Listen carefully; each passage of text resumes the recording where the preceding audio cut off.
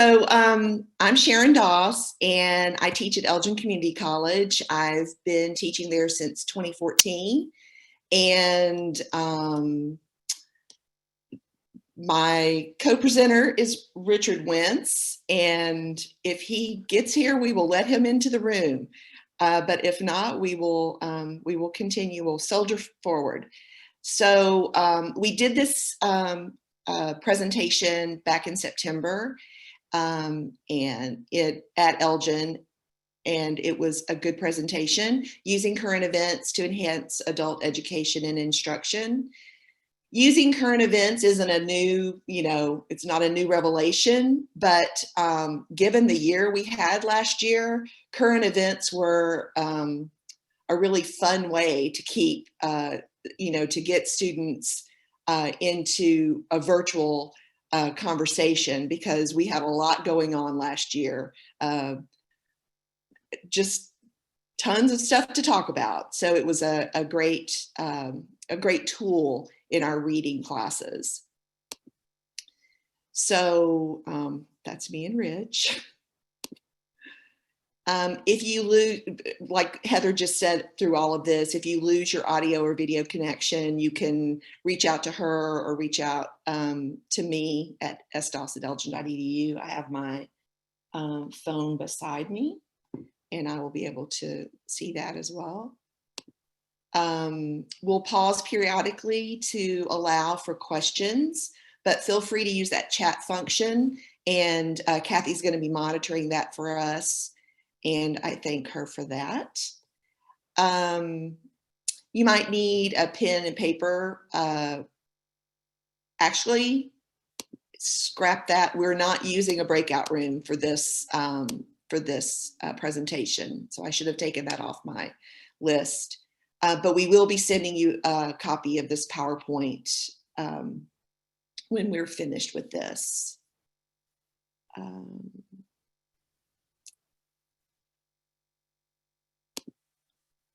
All right, so our workshop objectives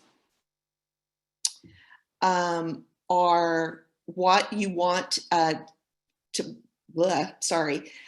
what you want your students to learn from current events, how often and when to use current events, some trusted news sources that you can use to gather current events, how to choose stories and events from current events, how to help your students learn to separate fact from fiction in current events, and activities to prepare students to reflect on current events and to have respectful discussions about divisive topics.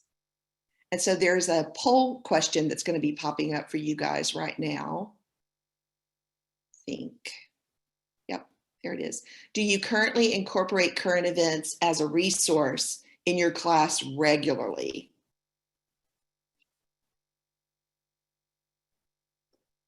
We'll give that a minute for people to answer. And I'm sorry, my 5th grader is downstairs practicing his recorder right now. So I'm hoping that the doors in between us are enough for everyone to not be subjected to it.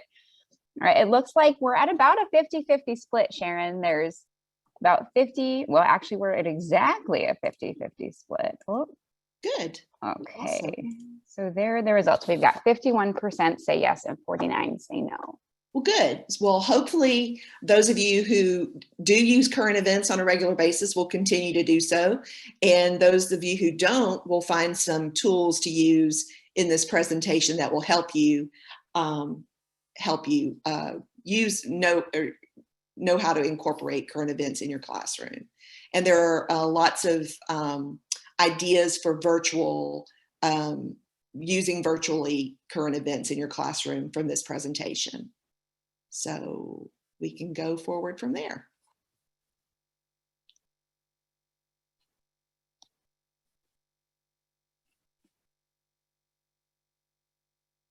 So you can share the, did you share the results, Heather? Yeah, I thought they had been shared, but apparently here we can reshare, I guess. Okay. Can you see that? Yes. Okay. Yep. Awesome. Okay.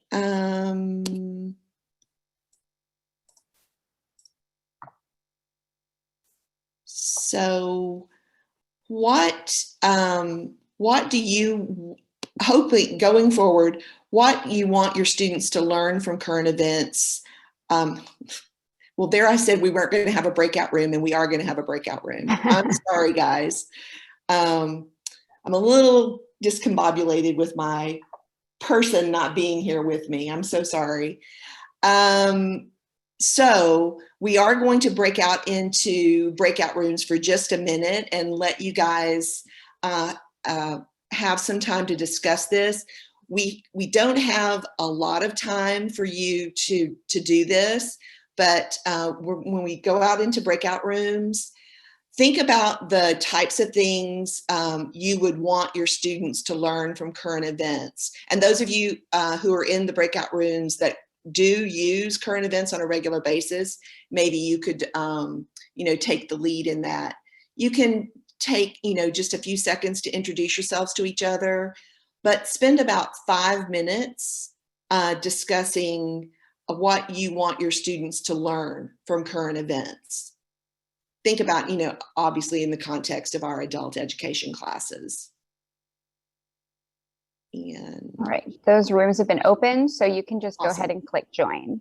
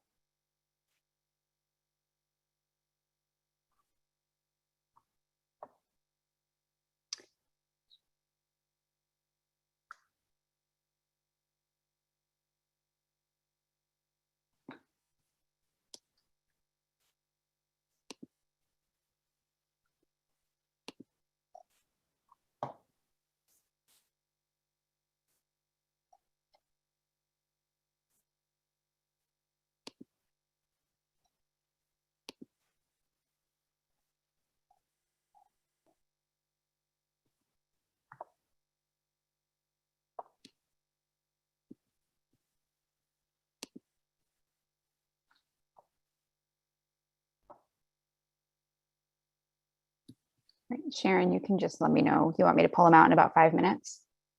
Yeah. Okay.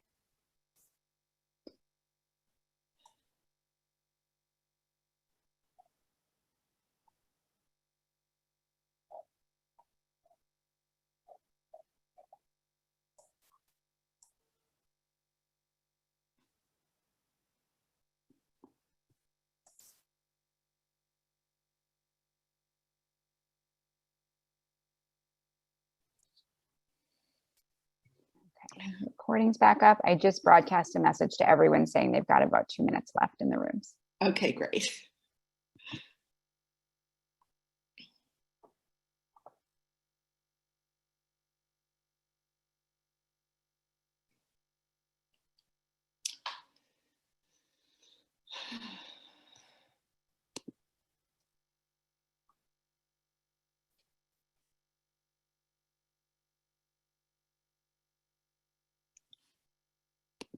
And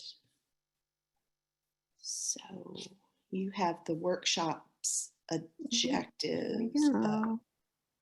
Yep. And I wonder if there's a way for me to view. Hello, Rich.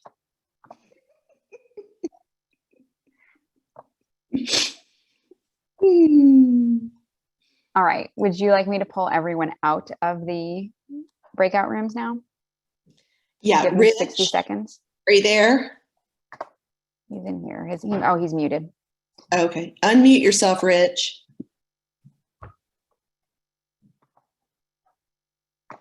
And show yourself.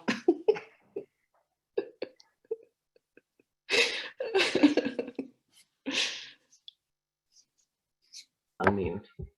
Unmute.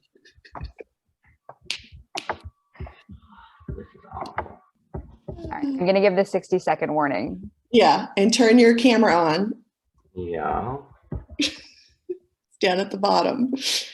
Oh, this is so much fun. I am here. Hi, Rich. We missed Hey, you. Rich. So nice to see you all. Nice to be seen, my friend. We go out with a bang. Okay, so how many we have in here? We have about 50 to 60 people. Okay. Okay, then I'm going to go into what they discussed. Okay. Yes. But is the PowerPoint thing going to come back up? It's on, right? That works. Heather is working it for us so that I can view the notes. Okay. Okay. Perfect.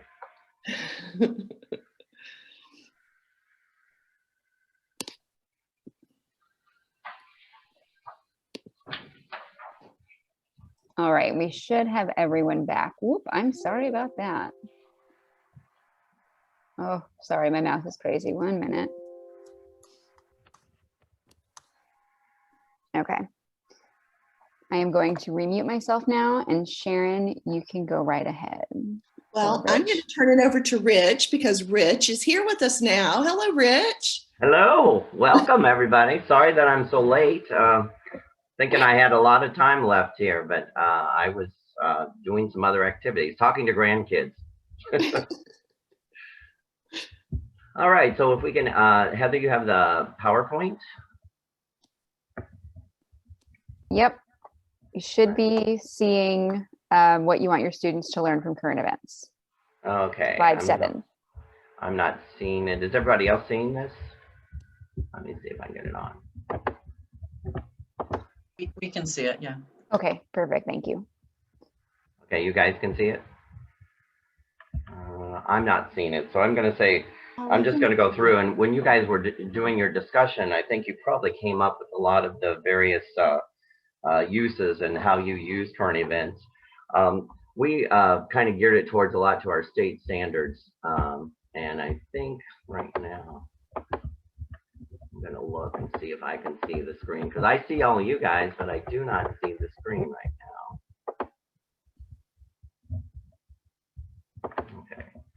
But anyway, so we have a listing there of the meeting the state standards, listening and speaking standards, writing standards, developing vocabulary that you can use it for, building knowledge, identifying media bias. And I think nowadays we can always see what media bias is doing.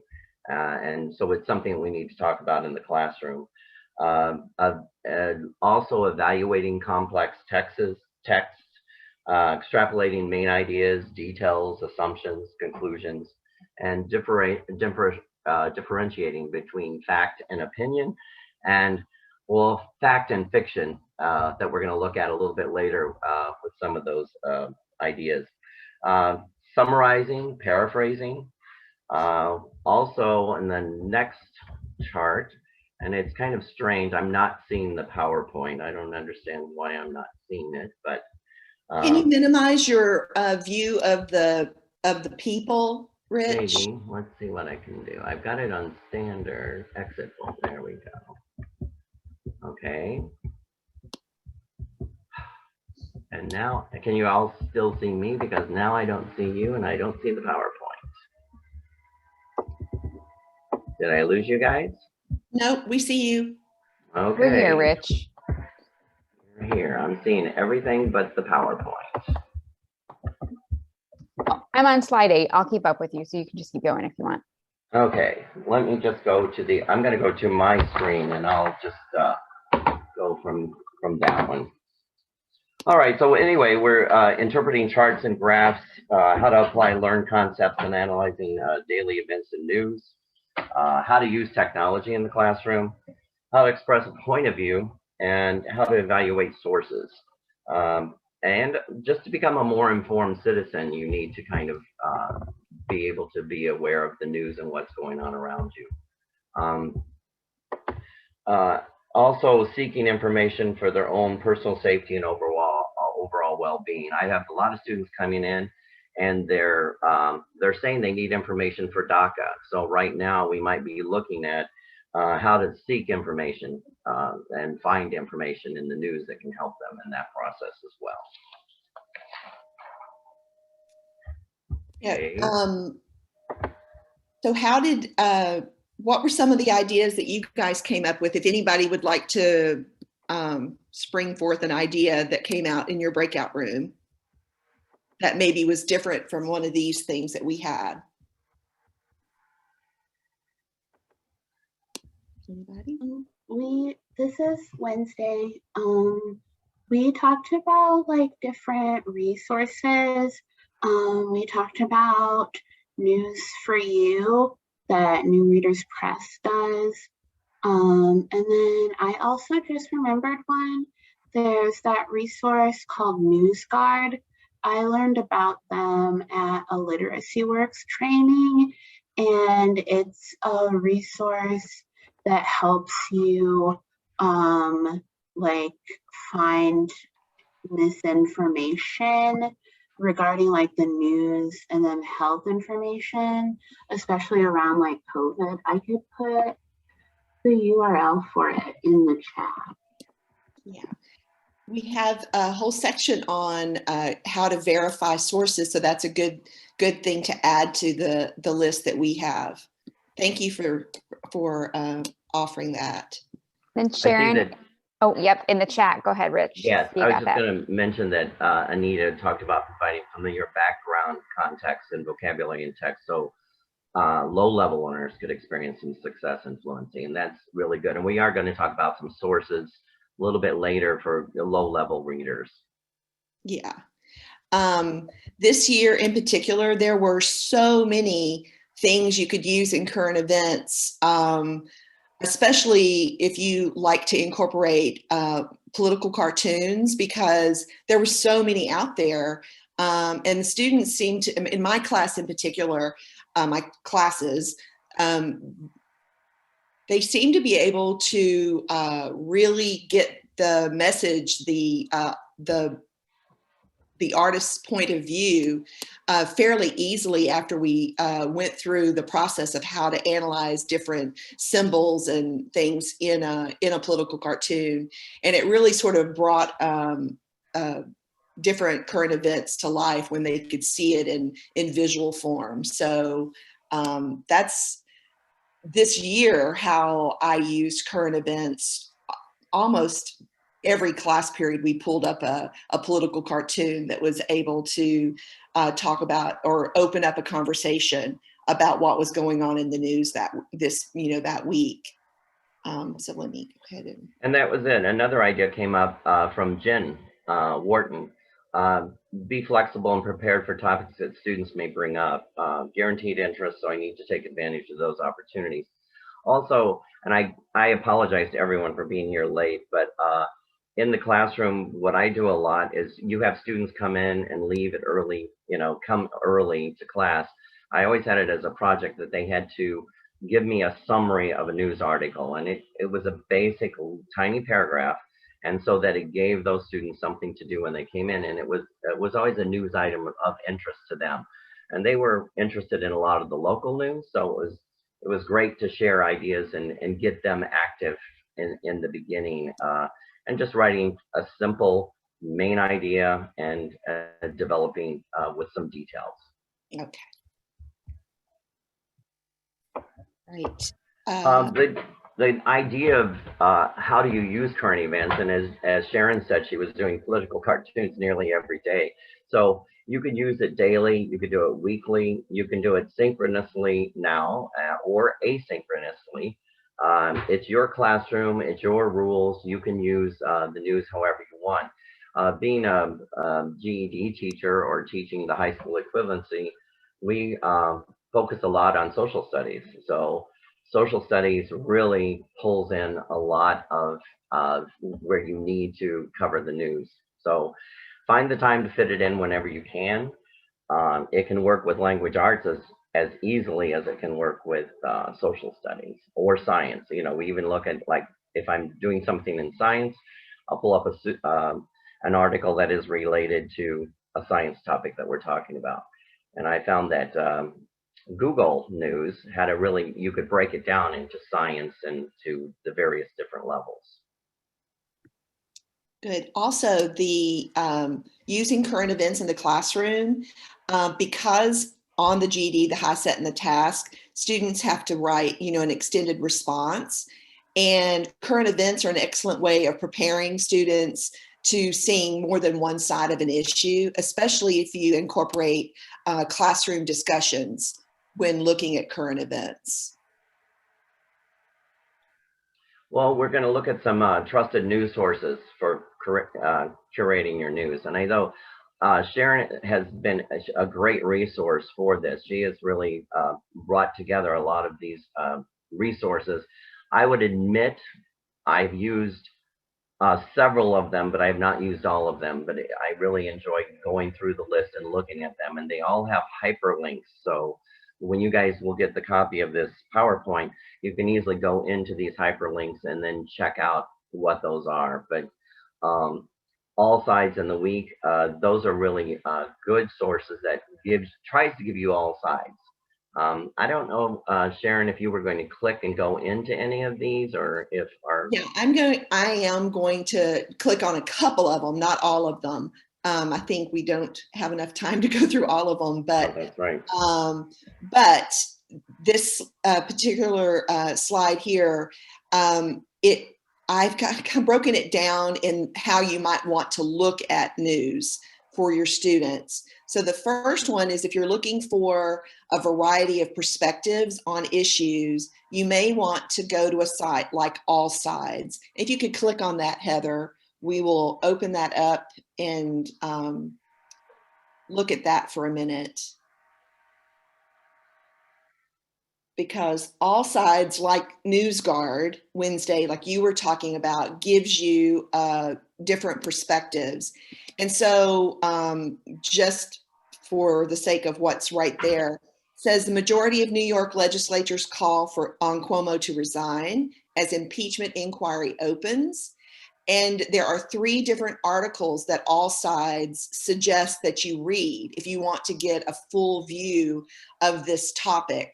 If you want a view that's from the left, if you want a view that's from the center, or if you want a view that's from the right, you can click on each of these articles to get different perspectives on the same topic, which is really helpful in teaching students, to look at things from different points of view, to look at tone, to look at fact and fiction, all of those things can be looked at if you're looking at different sides of the same topic.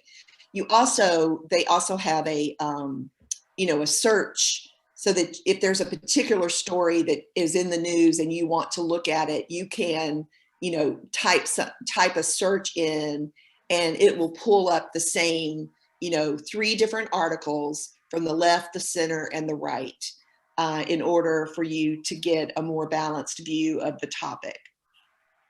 There's just a lot of advertisements I've noticed. A lot of advertisements, but it's a free site. So yeah. You're going to get a lot of advertisement in that. Okay, just like that. The next thing that pops up, Biden announces all adults will be eligible for COVID-19 vaccine by May 1st. And you have articles from the right, the left, the center, all of these different topics that pop up. So it's a really good site to go to get a varied views on topics. Mm-hmm. All right, we can get out of that one, Heather. And then if the next bullet down, if you're looking for condensed news stories and digests, these are different websites that give you a condensed version of the news. So like Axios and CNN 10 is a video condensed version of the news. The Daily Skim and the Morning Brew are both apps that you can have on your phone, and you can get just quick sound bites of news that are that's going on during the day. And then, of course, if you find a topic that you want to discuss further, or if you want to look at it further, then you could take that to all sides and do that, a wider search for it. If you're thinking about students in your classrooms that may be visually impaired or need different types of instruction, if you want radio journalism and podcasts, you could consider sites such as ListenWise, the Daily Today, or the Daily or Today Explained. And if you can click on Today Explained, Heather, I want to pull that up. And I did have a blind student this semester, so I've suggested one of these to her. Right, so these stories on Today Explained come in an audio version, and students can listen to this. They can subscribe to Today Explained on Apple Podcasts, Google Podcasts, Spotify, and Megaphone. So there are a lot of different avenues for them to get the news. This Today Explained is a subsidiary of Vox, is the news source that that produces this information. Just in case you're interested in that. All right, we can click out of that now. If you're looking for a more in-depth coverage journalism, and this is by no means an exhausted list. There are, thousands of things that we could have put on here, but the AP News, the New York Times, the New York Times Learning Network, Washington Post, Wall Street Journal, USA Today, the Globe and Mail, National Post, plus local news sources from your own community, our own, if you're in the Chicago area, the Chicago papers, if you're in the St. Louis area, St. Louis papers, all are excellent sources. For longer, more explanatory journalism, consider Vox is a website you could go to. And then if you're looking for a site where stories are leveled, and there's a variety of different Lexile levels, many of you are probably familiar with Newsela, but go ahead and click on Newsela, Heather, that'd be great. I think that source is probably the one that most of us in ESL, ABL, use quite a bit. It's just an excellent source. You can sign up for free as an educator and assign topics to students, but you can also help them search for different topics on this. And the way the website works, or the way the site works, is that are you clicking on yours, Heather? Thank you so much. You can open up any topic, and you can assign it the reading. And when you look at the topic across the top, it will tell you what Lexile level it's looking at, and you can actually ask for the lowest Lexile or the highest Lexile. And it also, all their articles are in Spanish as well. So it's for different languages. So it's it's an excellent site in order for students to read. And if you can pull that up a little further, Heather, I can't see what it says. No, scroll down, I'm sorry. It's a science article that came from, I still can't read the original, like where the article came from. Yeah, just scroll a little further. Okay, so this was by Science News for Students, adapted by Newsela. So it came originally in Science News for Students, and then it tells you the date. So if you did want to go out and search for the original article, you could do that as well. So it always tells you, Newsela always tells you where the source, if they got it from AP News, if they got it from the Wall Street Journal, it tells you where the information originally came from, which is another reason why it's an excellent site to go to. All right, we go to the next slide. Heather, thank you so much for your help. You're All welcome. right. And then what issues, how do you choose which stories and issues to address? And some of you in your breakout room said, you let the students dictate that, and that's excellent. The issues that are especially relevant in your school, in your local community, are the ones that typically grab their interest the most. And Rich said that he uses that local news in his classroom a lot. It works wonders in getting them to read it. Choose stories that relate directly to your curriculum. Allow the students to take the lead in deciding which events to discuss. All of that local news is beneficial for the HSE students, because they, if they're interested in it, they're going to want to read it. And that also helps them, hone their arguing skills if they're able to discuss these with different students. If you need current event ideas to consider, Student News Daily is a really good site, and you can join that for free. And they send you news, they send you questions that go with articles. And also, additionally, they produce a political cartoon every Friday. And that will help your students in analyzing political cartoons.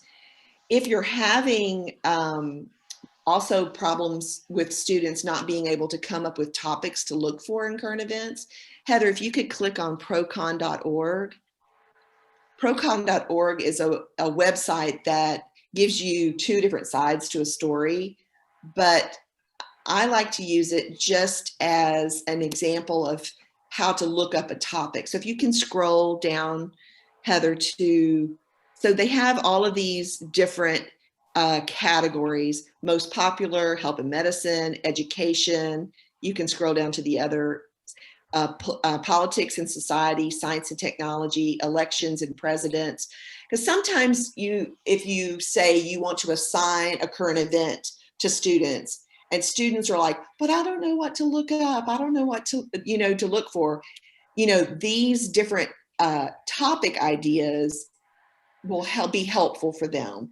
They don't necessarily need to click on cancel culture, but if that was something that they wanted to explore, you could go ahead and click on that, Heather. That's a hot topic right now, cancel culture. And they could read about it. And then that maybe if they read about it and knew more about it just from the short descriptions that procon.org gives, that would give them more tools and enable them to go and look for an article that was about canceled culture. So we can get out of that now. We've had a few questions. Do the podcasts have transcripts? And I'm not sure of that. Are you aware of that when we looked at some of those podcasts? What? Somebody had a question, do the podcasts have transcripts available? Oh, CNN 10 definitely has transcripts available. And I think a couple of those, the sites, you actually have to join and be a member. But I'm sure transcripts are available on the audio ones. On NPR, all of their podcasts, there's transcripts available. I hear music from somebody. Maybe somebody's phone? Yeah, I don't know. But anyway, yes, definitely on some of the sites, transcripts are definitely available. Do we have any other questions in chat? No, we just have a lot of comments that Common Lit for advanced level, a lot of like those for the ESL students. Common Lit and ReadWorks, obviously the list we have, it's not exhaustive, but yes, Common Lit and ReadWorks are really good sources. We use those extensively in our program too. I think sciencenewsforstudents.org is Kelly Meyer's favorite. Yeah, good. Awesome. Thanks for sharing. Mhm. And then the last thing I have on this list is also your school librarians have excellent resources. I think that we forget sometimes when we're in the adult ed and ESL programs, we forget that we have libraries at our schools and we can use them. I like to use our library as often as possible. When we were on campus, we're not right now, but when we were on campus, I always set up a visit with the librarians and have the students taken on a tour.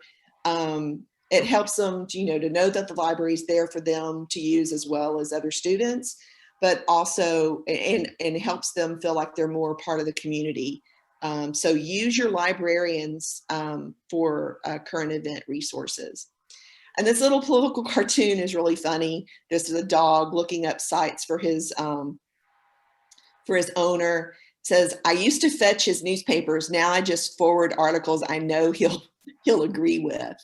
So we don't want to just give our students things we know that they'll agree with. We want them to see different sides of topics. And we want them to learn how to disagree appropriately.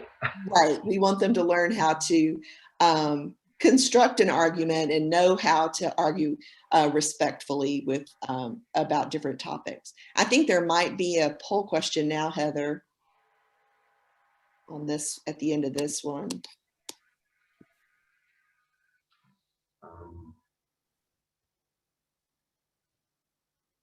Do you fact check news sources?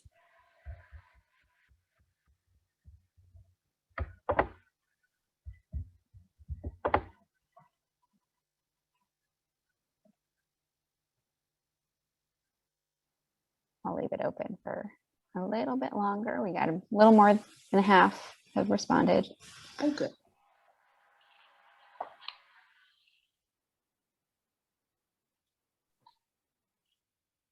All right. I will share the results. It looks like we got about 67% fact check and 33 do not. Wow, that's impressive. Yeah, that's good. That's really good. Yeah, so more and more, with social media being so prevalent and, items people are able to alter articles on the internet. It's really important, even more so now, for us to make sure that we do fact check our news sources. And Joseph Hester is leading us right to it. What is the best way to fact check? What is the best way to fact check? That is our slide. That reminds me that I like to, a lot of times when you see Facebook news, but not just like something posted on Facebook that's from like someone purporting to be a news outlet, but when like your friends on Facebook just post something, they're like, can you believe this? And it's something that's like outraging. One of my favorite websites to go to is Snopes. Yeah, and they do such good work. Like, especially, I think they're really good at keeping up with things that are going like viral on the internet. Like they're kind of like, they have their finger on the pulse of what's going on. So then if there is some misinformation that's going viral, they'll be like, hey, everyone's sharing this on Facebook, but it's not true. Or like part of it is true. So here's the parts that are true, but here's like the other details to the story that you didn't get. I really like Snopes. Right. And that is on our next slide. Snopes is one of the most well-respected sources for that information. So the first thing I want to have Heather click on is where we get our news and why does it matter. If we can click on the media bias chart, Heather, it kind of gives us a snapshot of where national news sources lie in the spectrum of left, center, and right. And that's a big, okay, so you have that up, good. So here's, and it's produced by All Sides, and it has far left, left, center, right, far right, and the news sources that typically fall in those categories. And if you scroll up, Heather, they do show, or down, I'm sorry, they do show you the criterion that they use in order to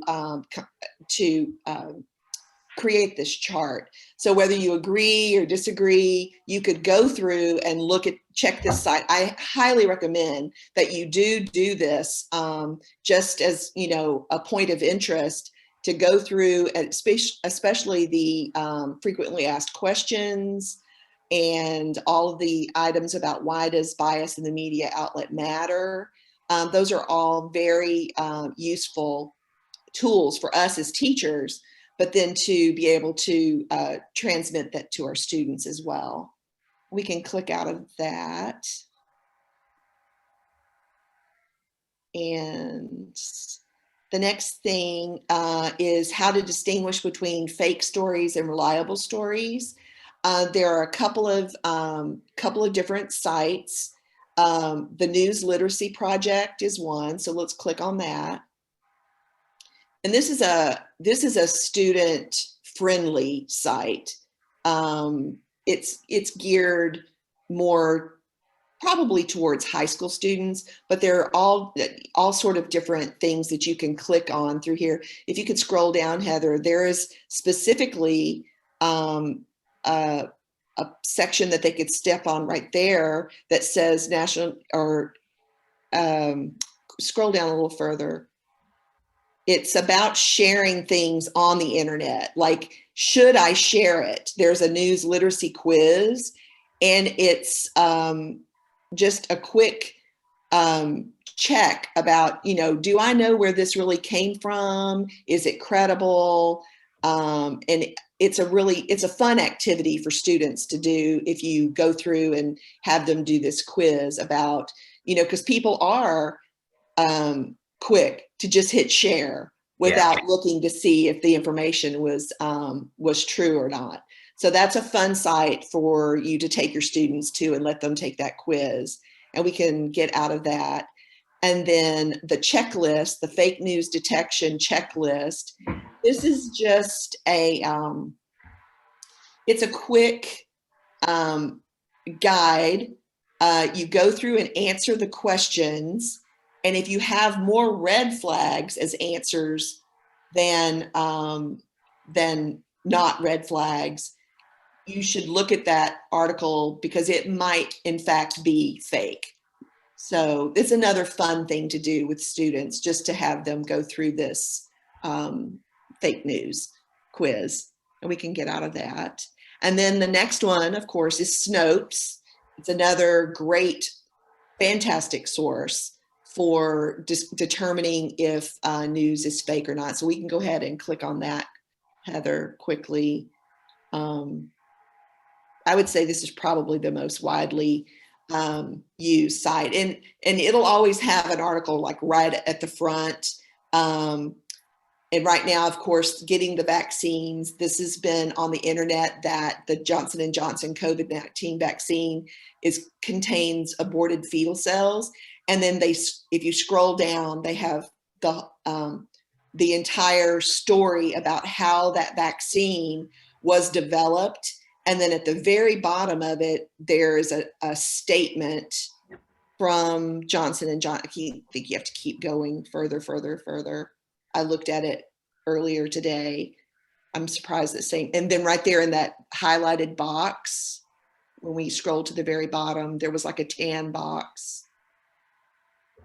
Right there. It says, our COVID-19 vaccine is made using harmless cold-like viruses into which we insert a piece of coronavirus spike protein. It teaches the immune system to recognize the COVID virus and protect against infection. Our vaccine contains no fetal tissue whatsoever.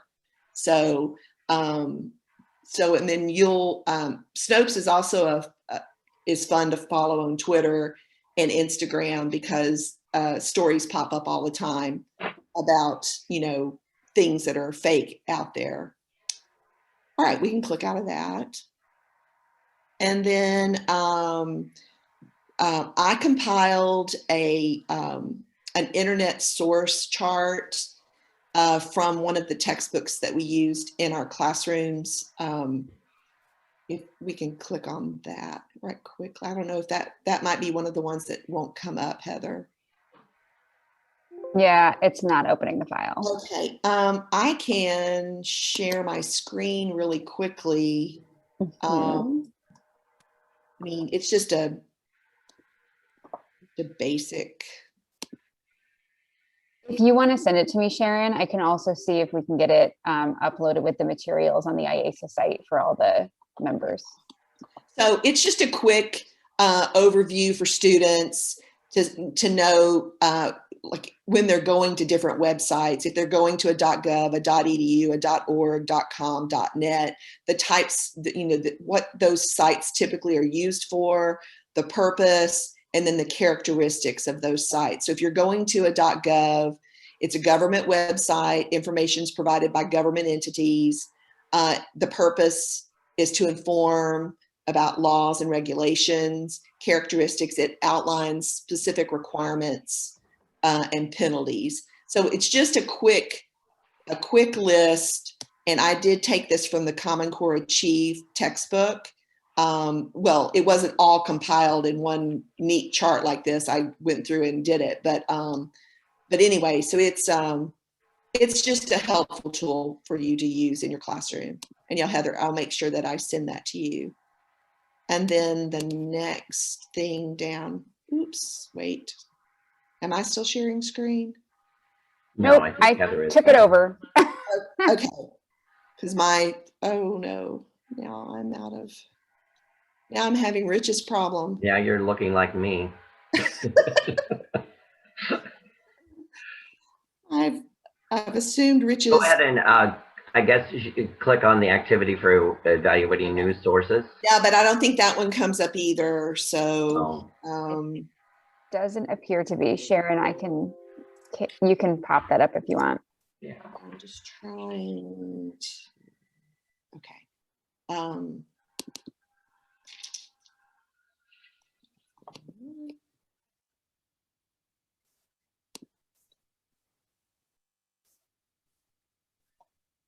Somebody like the source chart. I think a lot of the information from the source chart you got from our textbook. Wasn't that the textbook we used? Sharon, you're muted. Yeah, that I did type the bibliography at the bottom of that so that it tells exactly where I got that information on the form. Share screen. Okay, so an activity for evaluating news sources. Visit the websites of 3 of the news sources listed in the media bias chart that we showed. Pick an article from the left, from the right, and one from the center. For example, from MSNBC, Fox News, or Reuters as a class to discuss. What are the similarities and differences between the 3 news sources? Do they feature the same or different events on the front page? Look for headlines about the same event across 3 sources. How does the framing of the event vary between sources? What do you think that could explain the differences? How do you think it affects people's views on an issue when they get all their news from sources on one end of the political spectrum? And then there's an extension activity to explore one issue more deeply. Select an article from each of the 3 sources ahead of time that covers the same event, and print copies of the articles and ask students to read them in small groups. And you could do that virtually also, have them break into your breakout rooms and use that as an activity, and then come back and have a debrief about that situation. And this, Heather, I will send that to you as well, so that can be included into the presentation. Perfect, thank you. Yeah. See, we're down to about 4 more minutes, and we only have a couple more slides to go through. So we'll get. I know. Oh my goodness. Let me try to get out of here. Okay. All right. So we have another poll question, Heather, but It's basically the same as the first one. You can go ahead and put that up. So now that we have talked about different ways to fact check, will you now begin to fact check news sources? 100% so far. 100%. Awesome. Some people probably didn't know it was that easy to fact check. That's great. Oh, look at that. Yay. Yay! We achieved We got our what we wanted. I'm so excited.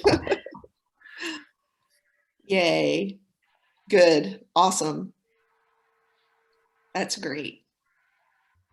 We probably won't have time to go through a lot of these activities to prepare students, but we can just mention them. Yes. And you can go to the hyperlinks and explore them on your own.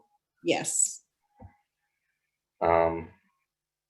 But I think that most of us being online now, we can use discussion boards quite a bit, but we have to kind of make sure that we have the conversation starters, and we have you know, our rules on how you respond to each other with respect and appropriate writing and that type of thing.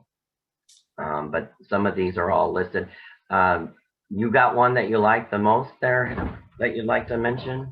I like the Facing History and Ourselves site particularly because it does give you a way to it gives you a rationale and the steps to go through in setting up a safe classroom. Of course, our focus here today wasn't on how to set up a class contract, but because we are, you know, a lot of us are meeting virtually, when we were in person too, but especially virtually, you want to make sure that people are being respectful of each other in the discussion, chat rooms, and you know, because we're not able to be, especially like in breakout rooms, we're not able to monitor every single breakout room at the exact same time. You know, in Zoom, I don't know if other formats allow you to do that, but you know, you can only be in one Zoom breakout room at a time. And, you know, you could do your best to try to make sure people are having a respectful conversation, but you want to be able to set up those guidelines ahead of time. And so that they know what the rules of the breakout rooms are.